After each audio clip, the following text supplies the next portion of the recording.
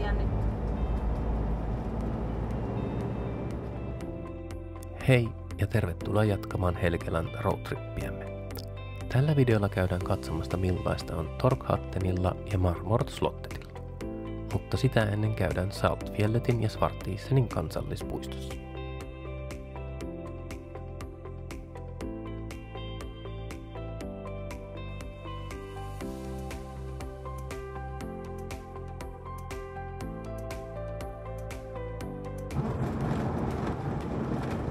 Meidän ei tarvitse paikata näin korkealle, kun me on samanlaiset vuorihuippumaisemat kuin iskä kävi käveen.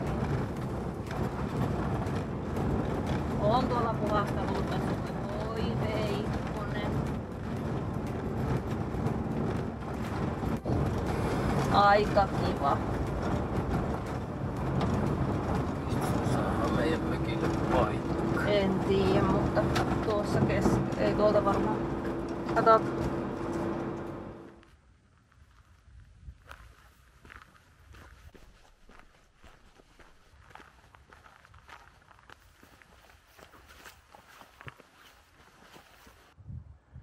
Tällä kertaa päädyttiinkin Saltfjellet ja Svartisenin kansallispuistoon. Täällä jo muutama muukin karavaanari ja retkeilijä on, sillä täältähän lähtee ihan vaellusreittejä, mutta ne nyt ainakin tältä päivältä jää meiltä tekemättä. Täällä on myös aikamoinen pato, jolla padotaan tätä vettä. Jos en ihan väärässä on, niin tästä aika moni tämän alueen asukas saa juomavetensä. Ja tuolla taustalla tuo Svartisenkin pitäisi näkyä. Tuo tiehän tänne oli aika mielenkiintoinen ja jopa ihan jännittävä, sillä sehän oli tämmöinen tie, siellä olikin kylttejä, että liikkuminen on sinällään omalla riskillä, eli tie voi olla poikki milloin vaan. Mutta nyt kuitenkin tälleen heinäkuussa ja nämä kelit, mitä on ollut tässä näin hienoja ja hyviä, niin ajateltiin, että ei siinä sellaista mitään riskiä pitäisi olla. Kuitenkin ihan hyvin tuo meidän matkailuauto siitä mahtui. Siellä kyllä oli muutama tunneli semmonen, että ei sitä kyllä 2 yhtä aikaa ohi mahdu oikein hyvin. Että kyllä siinä on semmonen, että jos vastaan tulijoiden valoja näkee, kun on tunneli menossa, niin kannattaa ihan suosiolla stopata ja olla menemättä ja antaa heille tilaa mennä tunneleista yksi kerrallaan. Mutta kyllä tommosella perus matkailuautolla tänne oikein pääsee, ja kyllähän tuohon viereenkin tuli myös tommonen aika hulppea Concordekin, eli ihan bussin kokoinen vehe, että kyllä tänne pääsee. Vaikka se eka saattaa pieniä epäilyksiä herättääkin, että uskaltaako tänne tommosella vähän isommalla autolla lähteä. Eli tää ilta ainakin me pyöritään tässä ihan lähiympäristössä ja nautiskellaan näistä komeista maisemista, lumihuippusista vuorista. Ja toivottavasti tää kelikin ainakin tällä hetkellä vielä näyttää oikein hyvältä. Äsken vähän vettä tuli, mutta se ei kauaa kestänyt, niin jos tää keli tämmöisenä pysyy, niin täältä taitaa tulla aika hienon näköinen ilta. Ja mikäpä se olisi näissä maisemissa taas viettää. Ja kun tuo Svartisenkin tuossa on, niin täällä selkeästi on tällaisia jäätikön tekemiä jälkiä näissä kaikissa kivissä, että miten jäät on puskenut maata mennessään.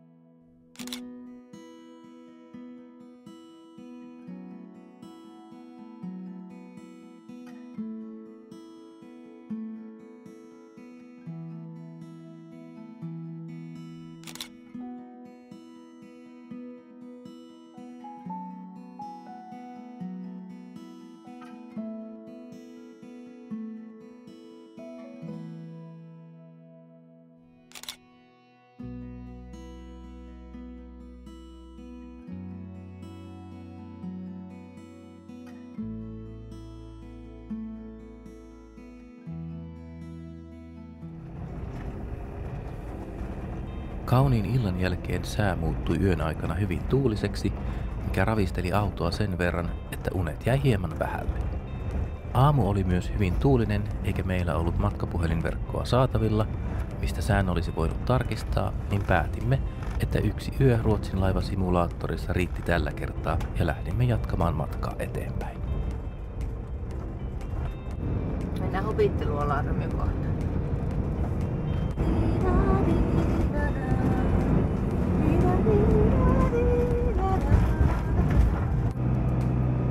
Tää pantu kato vähän pehmusta, että jos ahistaa, niin voi päätä hakkaa seinään.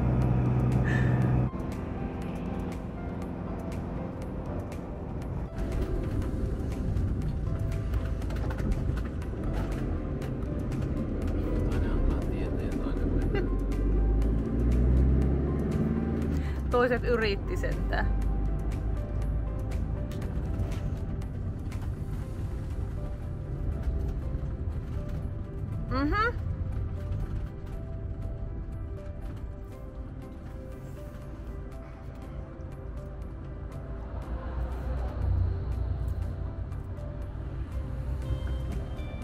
Täältä tuli just lauttalaiset, onko se sen verran kello on?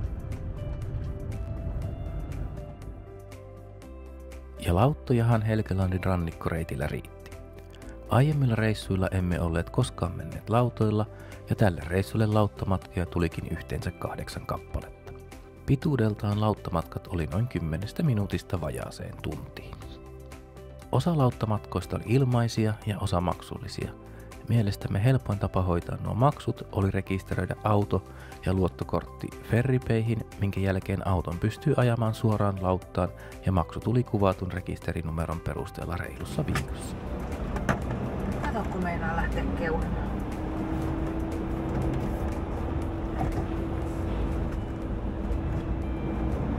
Tullaan.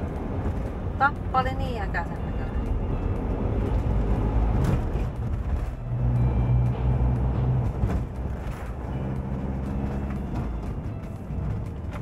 Kato, kun se on tilaa, kun nämä kaikki muut tulee pois.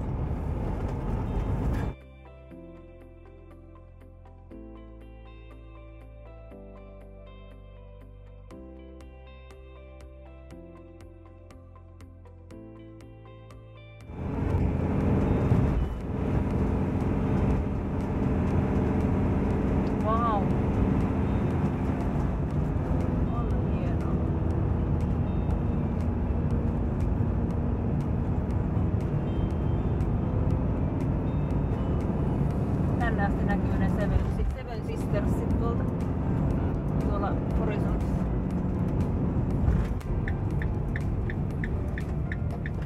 Se niinku semmoinen luola.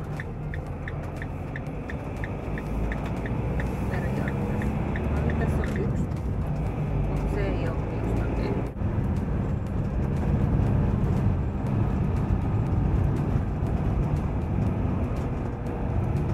Hitchcockin linnut toivotti tervetulleen. Tuonne sitä varmaan ihmisen kiivettä. Niin mitä reikiä. Aikamoisia. On tää halvempi kuin se toinen. Tääkö se puukilpailu? Niin. Mennään sinne. Niin. Sitten se leirintäalue tuolla perällä. Ainakin tässä sai Guestehouseissa minusta olla. Tuolla on nuokin. Vähän ollaan kato pari kohta näette kaikkien kanssa. Ice cream ja kahvit saa aamulla tosta, kun tähän tulee kaikki pyörit. Otetaan tähän näin.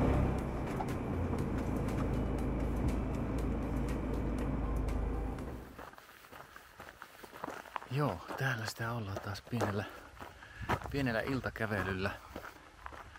Tässä ilta tulikin vähän odoteltua, että toi keli olisi vähän muuttunut, sillä on aika pilvinen tää päivä tänään. Olisin vähän toivonut, että toi pilviverho olisi vähän repeillyt tuolla ja aurinko tullut näyttäytymään näin illasta, mutta saattaa olla, että ei tuu aurinkoa tänä iltana. Mutta silti tämmönen pikku käveli tuonne Trollhättenille, tai miten se nyt pitäisi lausuakaan, eli vuorelle, jossa on reikä.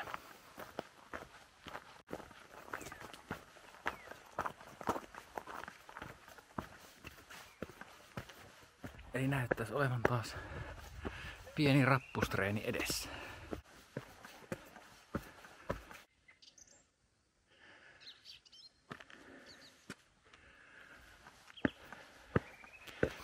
Ja rappuset vielä jatkuu.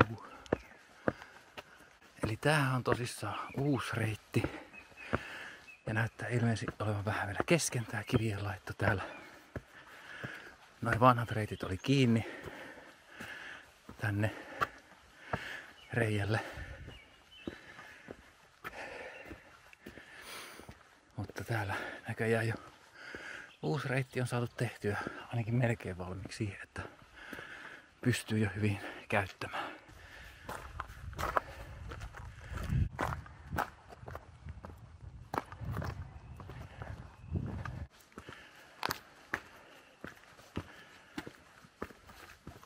Eli jos sen ihan väärässä on, niin se vanha reitti olisi tullut tuosta aukosta tuolta toiselta puolta, eli tuosta takaanta, mikä nyt on kiinni töitten takia. Eli ilmeisesti sinnekin laitetaan uusia rappusia. Jos on väärässä, niin mä ainakin oletan, että se reitti tulee tuolta.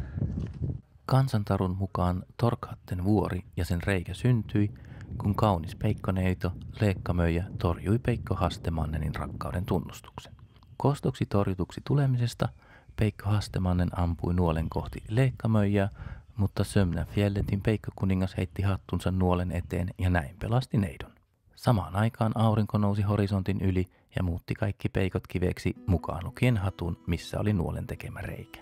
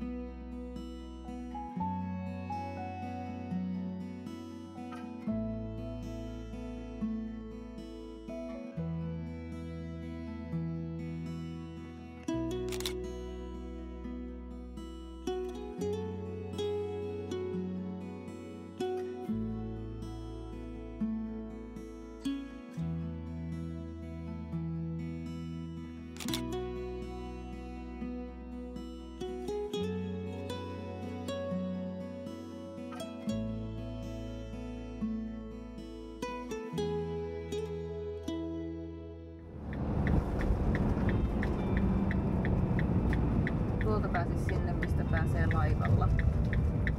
Sitä Svartismi-jäätikköä kaikkia vastaan. Torkhatten olikin Helgeland roadtrippimme eteläisin kohde, sillä meidän oli aika kääntyä takaisin pohjoista kohti. Koska loman lopulla meillä oli vielä sovittuja menoja Suomessa, teimme matkaa takaisin E6-tien kautta. Maisemat ei E6:lla ollut tietenkään rannikkoreitin veroiset, mutta ennätimme paluumatkalla tehdä vielä yhden piston katsomaan, millainen nähtävyys Marmorslottet oli.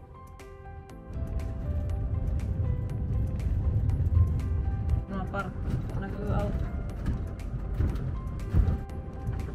Siellä ihan reunassa paikka.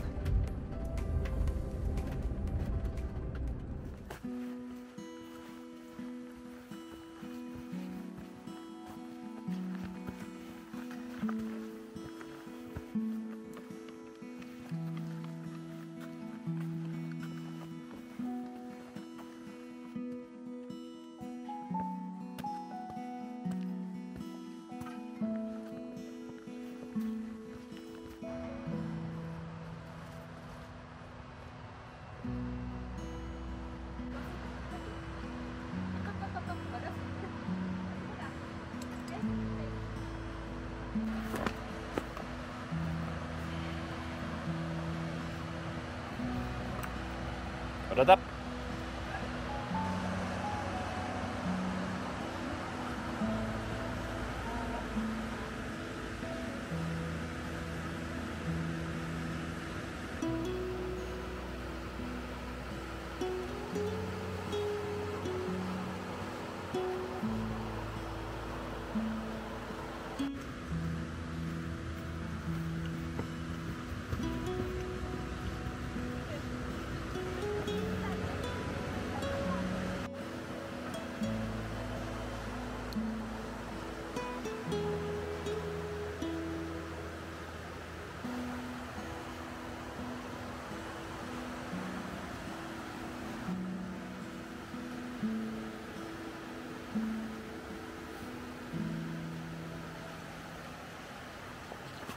Marmorslottet. Onpa taas upea paikka.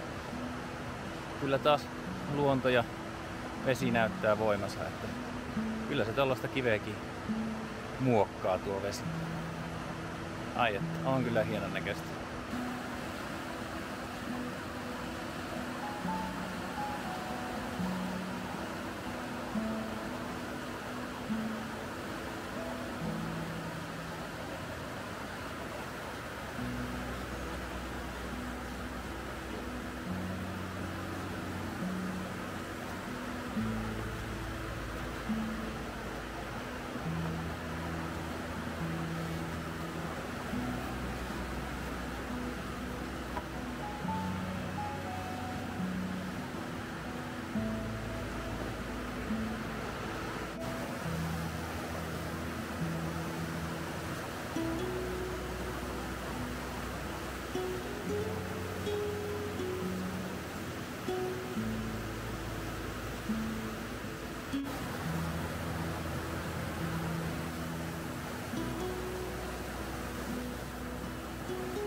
Tähän päättyikin Helgeland roadtrippimme.